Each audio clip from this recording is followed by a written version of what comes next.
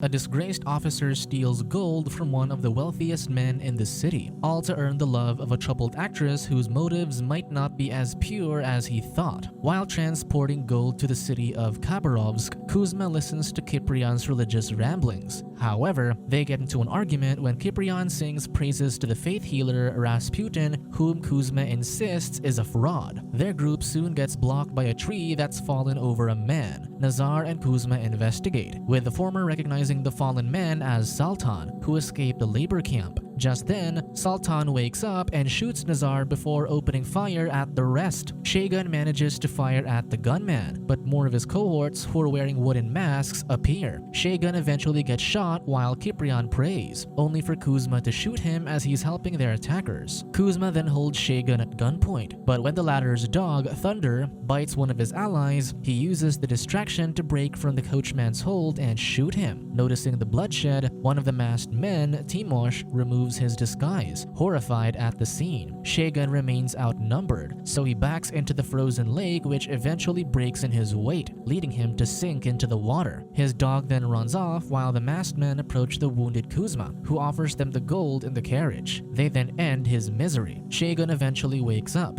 bound and bleeding, as the Tungus tribe has rescued him from the lake. Elsewhere in the city of Petrograd, Voluja performs for a film production, though his director, Andrei, is disappointed at how unrealistic his acting with a gun is. His co-star, Vitya, defends him, but their director won't relent. They continue filming until Sonya's scene, only for Voludia to get distracted by her theatrical ways. Their producer, Leonti, then arrives, so Andrei points out crates that were delivered to them, which the man tells them to ignore, claiming that they're equipment from America. As they continue filming, Leonti receives the bad news that his gold has been stolen. Despite being angry about this at first, Leonti later invites his cast and crew to lunch, assured that he'll get his money back since his gold was insured. Their merriment is interrupted when the loud Mitrofanov arrives. Voluja and Vitya recount how the man's fabric factory was burned down, killing his workers. Ignoring him, the crew starts talking about establishing a theater in Khabarovsk. However, Mitrofanov overhears them and boastfully greets Leonti, complaining that no one drinks with him anymore. This puts the entire restaurant in an awkward air, more so when the drunk Mitrofanov castigates the rest of the customers for looking down on him now that his business is ruined. He warns how their status can easily be taken down like his since a new world is coming. Leonti makes a rude comment under his breath, and in response, Mitrofanov holds him at gunpoint. However, the armed man just turns his weapon to himself before pulling the trigger. Despite having his life spared, Leonti only faces more bad news later when the insurance company reveals that they've gone bankrupt, so they can't cover his lost gold anymore. This is due to a string of crimes that led to numerous establishments, including Mitrofanov's, being ruined. With no choice, Leonti takes a train back to Khabarovsk with Sonya, whom he assumes will be going back to her son. The question offends the actress, but the man reminds her that he was the one who dragged her out of poverty and made her who she is now. He even points out the expensive brooch that she wears, which he gifted to her. Leonti soon faces his angered miners, who walk out after not receiving their payment due to the stolen gold. With no workers, he desperately checks his documents in his office, hoping to find another way to retrieve his wealth. Sonya coyly brings up the crates he delivered to Andrei's studio, but Leonti gets defensive over this and insults her, making her walk out. Just then, the recovered Shagun arrives in his office, revealing that he knows where his gold is. After being saved by the tribe, Shagun walked through the blizzard to report what happened to his convoy. However, since the Tungus tribe controlled the territory, the officers believed that their people stole the gold. When Shagun defended that the tribe saved him, the officers then accused him of working alongside them to steal the gold. This ultimately led to him being imprisoned. Coincidentally, he ended up in the same prison as Timosh, who was surprised to see him alive. He recounted how he, Kuzma, and Igor were recruited by Dalietsky to steal the gold, but Timosh hesitated since he didn't like violence. However, he was suffering from an illness. Dalietsky promised that they would only scare Kuzma's crew into surrendering the gold, leading him to agree. Then, after the robbery led to several deaths, Timosh confronted Dalietsky that they went back on their promise not to cause harm. Because of this, they abandoned him. Seeing that Shagun lived, Timosh was convinced that he could help redeem him for the debts he caused. Timosh then had a coughing fit, so Shagun fetched him some water only to return and find him dead. This happened moments before the government collapse allowed the prisoner prisoners to be freed. As the others celebrated their freedom,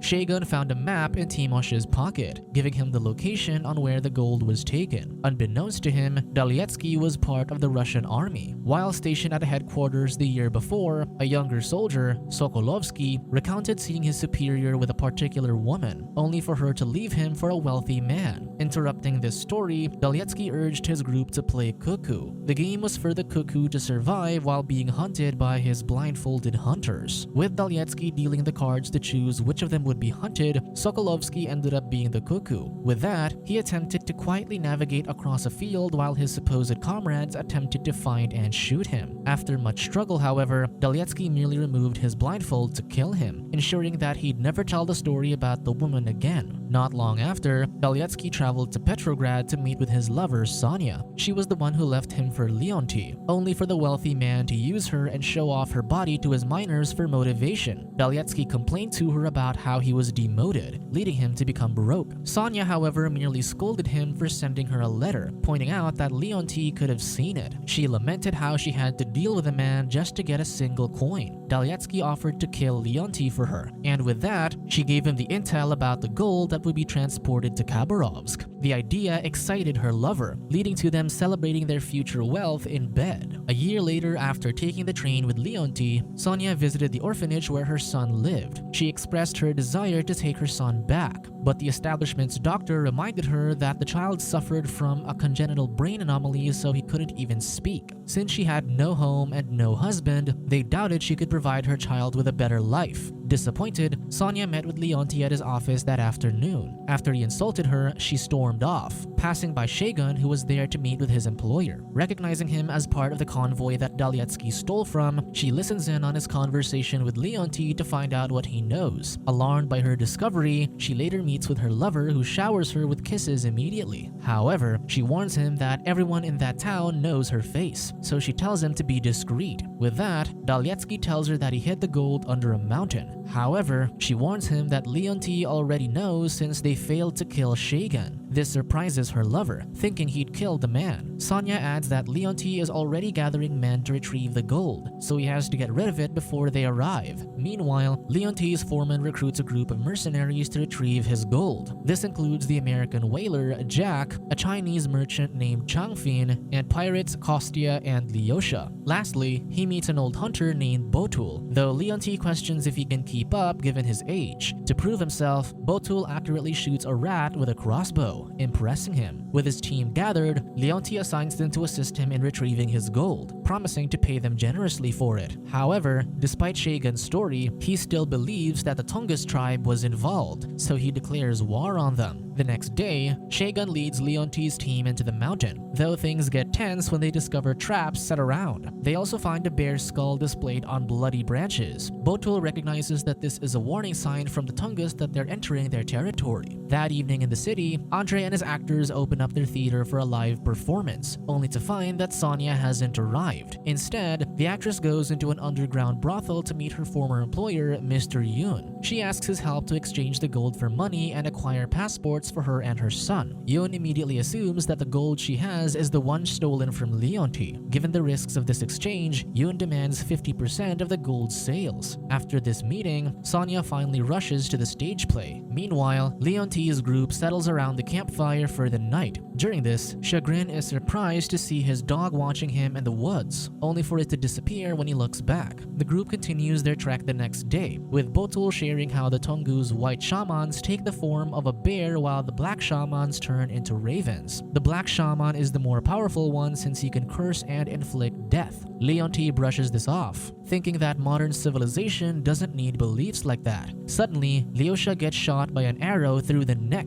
More arrows fly their way, so the rest take cover with their guns drawn. When the attacks stop, Botul figures that the tribe has already left since they only intended to fire warning shots to get them to leave. Elsewhere, Sonia returns to the orphanage to collect her son, insisting that she got the documents to take him. However, she discovers that the doctor has already taken him to a family. Refusing to believe this, Sonia runs around the building in search of her son. She soon ends up at the classroom where the other orphans are and confirms that her son isn't among them. Near nightfall, Shagun checks the arrows shot at them and realizes that it's not similar to the ones the Tungus uses. Just then, Botul reports that he's found their enemy's camp, so Leonti gathers his men to attack only to find Shagun missing. Unbeknownst to them, Dalietsky waits by the river with Igor, who apparently shot the arrows. This is to divert Leonti's attention and make him attack the Tungus tribe instead. Eventually, Shagun reaches the tribe ahead of his group to warn them about the attack. However, the others follow soon after. Because of this, Shagun attempts to protect the tribe while his former allies open fire. Kostya gets killed by the tribe's people, and while Shagun escapes with a boy, he sees Leonti capturing one of the women. Seeing the man betray him, Leonti recalls when he first recruited Shagun. The man was previously convicted of murder, yet Leonti offered him a job to guard his gold. He didn't mind that Shagun was a murderer since he needed someone who could end a life if needed. To entice him,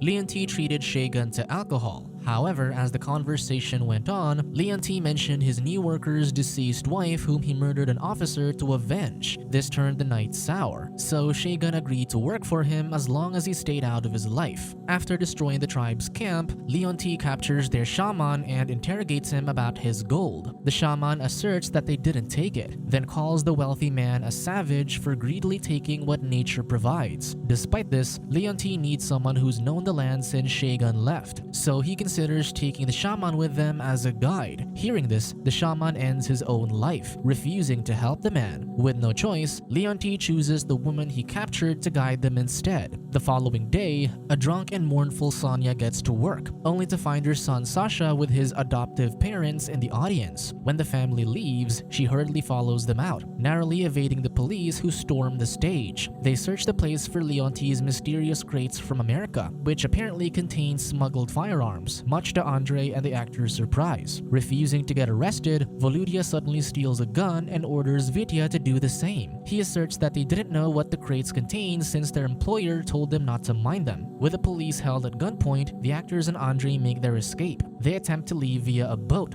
but this ends up slowing them down and getting them killed. Meanwhile, Sonia follows Sasha's new family home and is heartbroken to see her son happy with his adoptive parents. Despite this, she goes inside their home and begs the parents to let her take her son. When they refuse, Sonia takes out her gun and threatens them. The father attempts to drive her away, making the actress flinch and pull the trigger. Luckily, no one's hurt, but Sasha suddenly speaks for the first time, though he only tells his biological mother to leave. Realizing that her son's better off with his new family, Sonia weeps as she leaves. Back in the mountains, Dalietsky's and Leonti's groups continue their separate journeys to the gold. However, Changfin ends up falling into a trap, making Botul believe that the shaman cursed them. Soon enough, Botul gets shot as another gunfight begins. In the confusion, Leonti falls from a cliff, and since he's holding the rope that binds his captive, he drags her along with him. This leaves Jack facing the enemy, Dalietsky. However, Igor knocks him out from behind, allowing Dalietsky to kill him. Meanwhile, the captive tribe woman struggles to keep herself from falling as Leonti attempts to use her to climb. She manages to retrieve a knife to cut herself free, but stops and decides to help Leonti instead. Thankful to be alive, Leonti kisses her. Their celebrations then interrupted when they hear the wagon Dalietsky and Igor are pushing to take the gold away. To Dalietsky's surprise, Igor suddenly holds him at gunpoint, assuming that the man will betray him to keep the gold to himself. Before he can shoot, however, he gets killed by Leonti instead. Finally facing Dalietsky, the wealthy man reveals that he knows about his affair with Sonia, though he tells him that the actress was just using him. As the men are at a stalemate, Shagun arrives with a boy, who's aiming an arrow at them. Meanwhile, Sonia gets captured by Yoon's men. They've already provided her with the documents to reclaim her son, but she hasn't delivered the gold yet. Accepting that she's lost everything, Sonia shoots Yoon in defiance and allows his men to kill her. Elsewhere, Leonti fires at Dalietsky while the boy shoots an arrow to his leg. Leonti shoots back in his direction, but the wounded Dalietsky kicks the wagon full of gold, causing it to crash into him. Just before he falls off the cliff again, Shagun shoots the rope that binds him to his captive, letting the wealthy man succumb to his death alone with his prized gold. As this is happening, Sasha's adoptive mother finds Sonia's expensive brooch at their doorstep as the woman had left it for her son. With the battle finally over, the remaining tribal woman and boy comfort Shagun as he was apparently hit by Leonti's last bullet. In his dying breath, he sees thunder waiting for him. Finding himself at peace, Shagun takes his last breath, free from the violence and greed that consumed his life. Subscribe to watch more videos like this, turn on notifications and leave a like to help the channel out. Thank you for watching.